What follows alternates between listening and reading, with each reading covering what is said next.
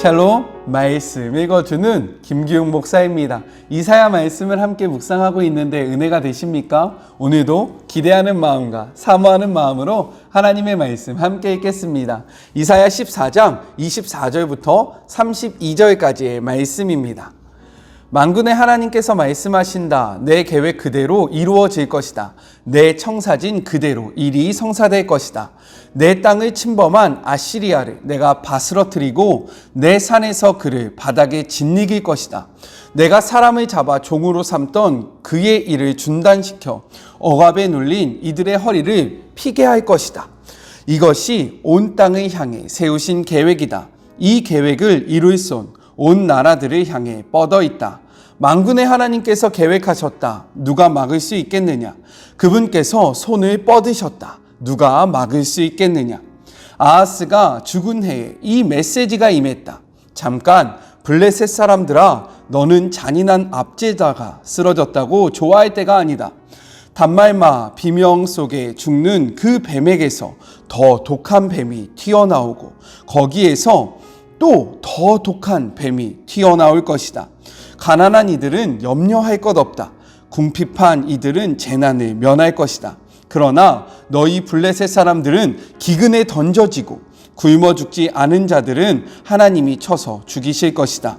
교만한 성읍아, 통곡하고 울부짖어라. 블레셋아, 공포에 떨며 바닥에 납작 엎드려라. 북쪽 지평선에서 연기가 피어오른다. 성읍들이 불탄다. 사납고 날랜 파괴자가 지나간 자국이다. 궁금해하는 이방인들에게 무엇이라 대답하겠느냐? 하나님께서 시온을 굳건히 세우셨다. 궁핍과 공경에 처한 이들이 그곳을 피난처 삼는다고 말해 주어라.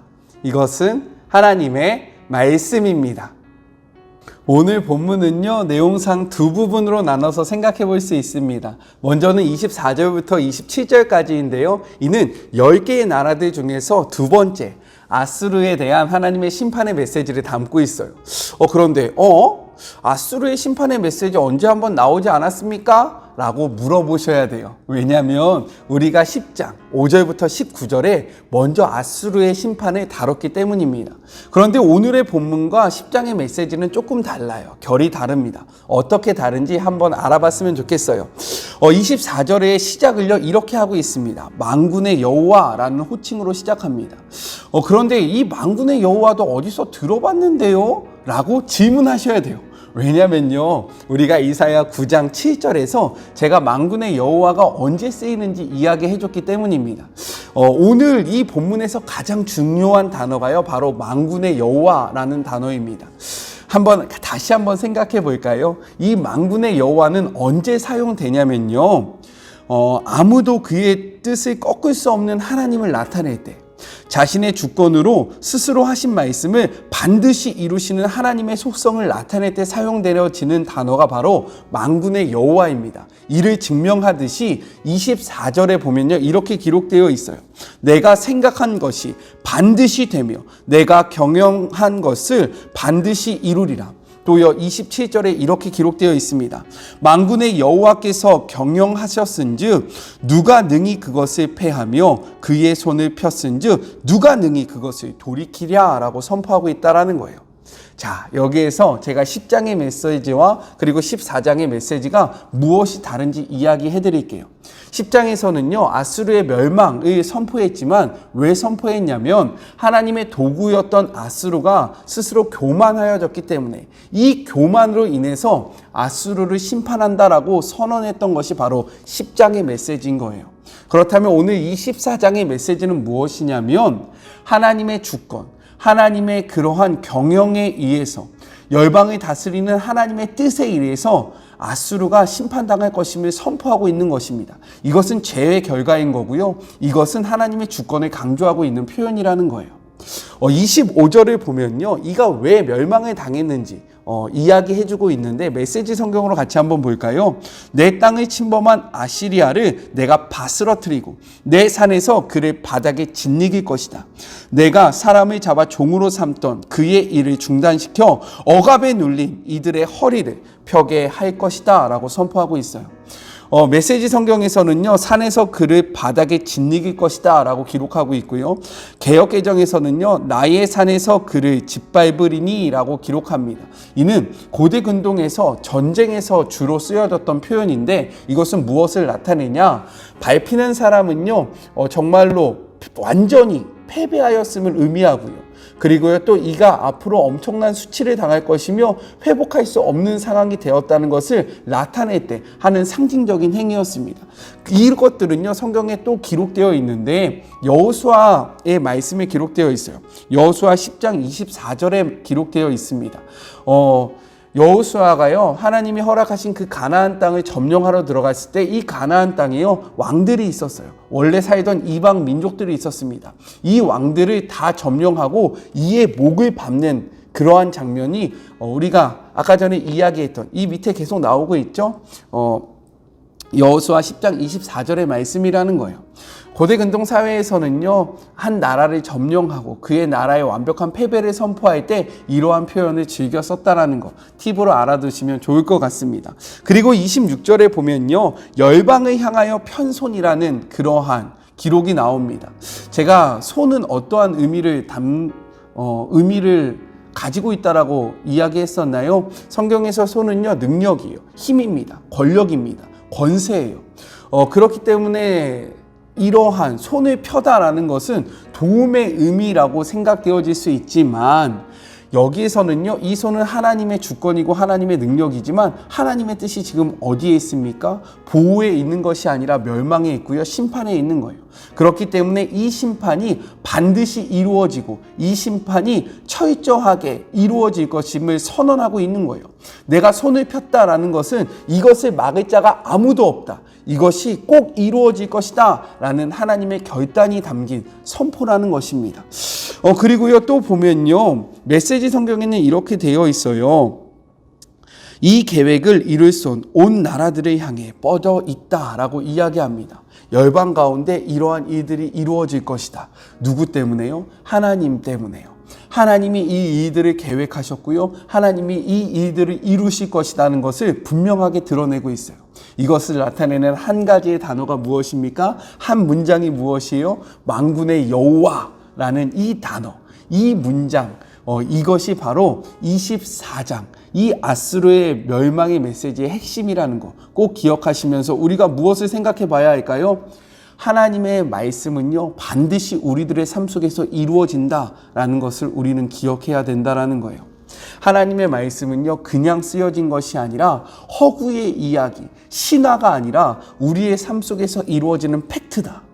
그렇기 때문에요, 우리는 이 말씀을 소망하면서 오늘을 살아갈 수 있는 것입니다. 두 번째 부분은 무엇이냐면 28절부터 32절로 이번에는 그러면 10개의 나라들 중에서 세 번째 나라, 어떤 나라냐면 블레셋에 대한 하나님의 심판의 메시지를 담고 있다는 거예요. 블레셋은 어떤 나라일까요? 원래 가나안 7 족속이 있었는데요, 그 7 족속 중에서 하나예요. 이 블레셋은 유다의 서남쪽에 위치하고 있고요, 지중해 연안에 위치하고 있는 나라입니다. 29절에 보면요, 블레셋 온 땅이여 라는 표현이 나오잖아요. 왜 블레셋이라는 한 나라를 이야기했는데 뒤에 온 땅이여 라는 단어를 추가했을까요? 그것은 바로 블레셋이요, 큰 5개의 성읍으로 이루어진 도시 국가였기 때문이에요. 이것을 좀 알아두면 좋습니다. 블레셋에 속한 도시 국가는 무엇이었냐면 가사, 아스글론, 가드, 아스돈, 에글론, 이 나라들이 연합해서 이루어진 것이 바로 블레셋이었다는 거예요. 이 5 나라 다시요, 가사에도 왕이 있었고요, 그리고 아스글론에도 왕이 있었고요, 가드에도 왕이 있었고요, 아스돗에도 왕이 있었고요, 에글론에도 왕이 있었습니다. 이 5 왕이 연합해서 만든 국가가 바로 블레셋이었고요, 바로 이 블레셋을 심판할 때에 이 블레셋 5개의 나라를 이 5개의 도시를 다 심판할 거기 때문에 블레셋 온 땅이여 라는 표현을 사용했다는 것을 알아두시면 좋을 것 같아요. 그리고 이어서요, 너를 치던 막대기가 부러졌다고 기뻐하지 말라고 이야기합니다. 이것은 바로 아수르 왕을 나타내고 있어요. 왜 그럴까요? 제가 지도를 한 장 이렇게 띄워 드릴게요. 지도 지금 계속 띄워져 있죠? 이 위쪽에 보면 아시리아가 있습니다. 아수르가 있어요. 그리고 여기 지중해가 있죠. 지중해 연안에 블레셋이 있습니다. 블레셋 밑으로 보면요, 애굽이 있어요. 이 아수르는요, 애굽을 계속해서 공격하고 싶었거든요. 그렇다면 어디를 통과해야 할까요? 바로 블레셋을 통과해야 되는 거예요.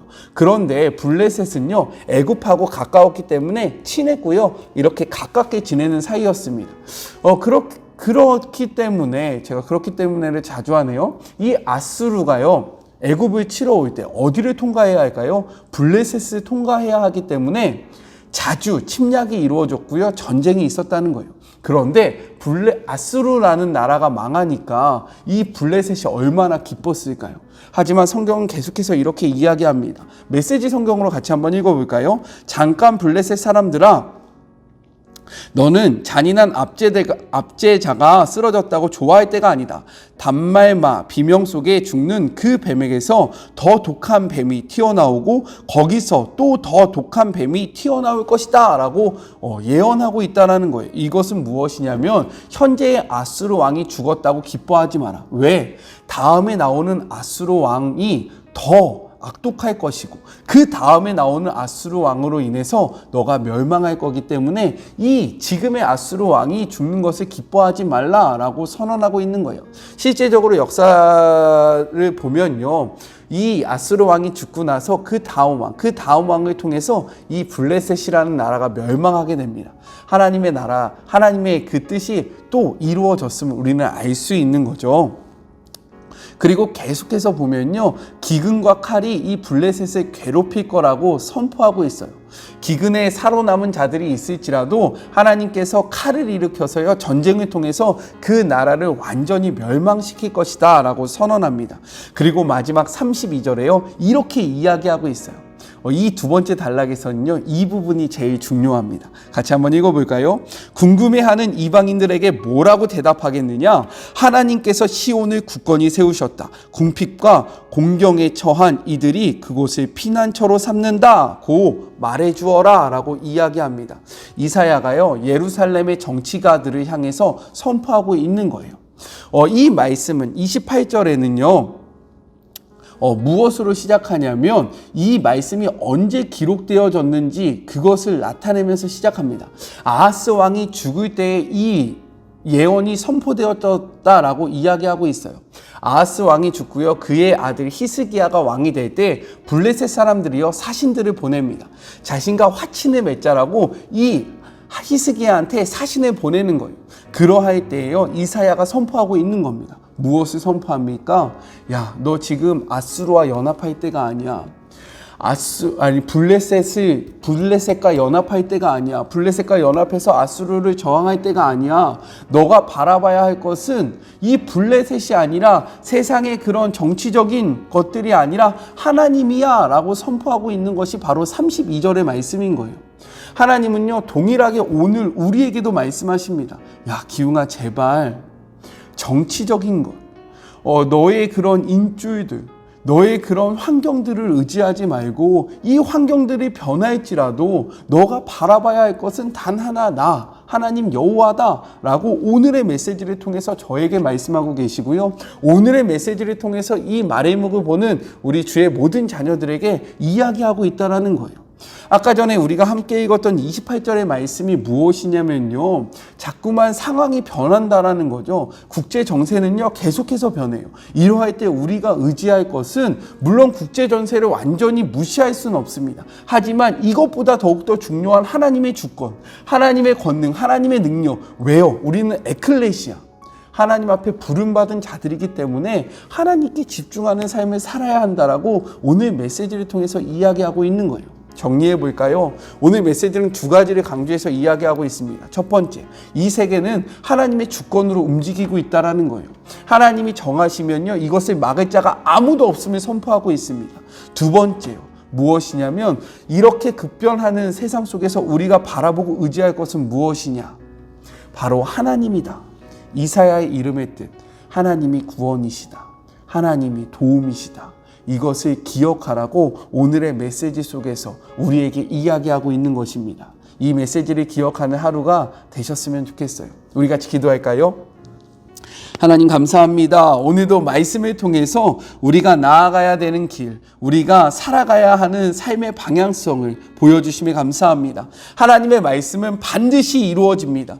하나님의 그 주권, 만군의 여호와 하나님께서 정하신 것은요, 이 땅 속에서 그리고 이 시간 속에서 꼭 이루어진다라는 사실을 기억하는 하루가 되게 하여 주시옵소서. 또한 우리가 의지할 것은 시온, 하나님에게 달려있음을 고백합니다. 하나님만이 우리의 구원 되시고요, 하나님만이 우리의 도움 되십니다. 국제의 정세, 여러 가지 변하는 상황들을 바라보면서 우리가 누구한테 붙을까, 누구와 연합할까, 어떤 목소리를 들을까 귀 기울이면서 고민할 것이 아니라 하나님의 말씀을 소유함으로 하나님의 말씀을 통해서 우리의 삶의 방향성을 정하는 주의 모든 자녀들이 되게 하여 주시옵소서. 함께 하실 하나님을 기대하며 예수님의 이름으로 기도드립니다. 아멘.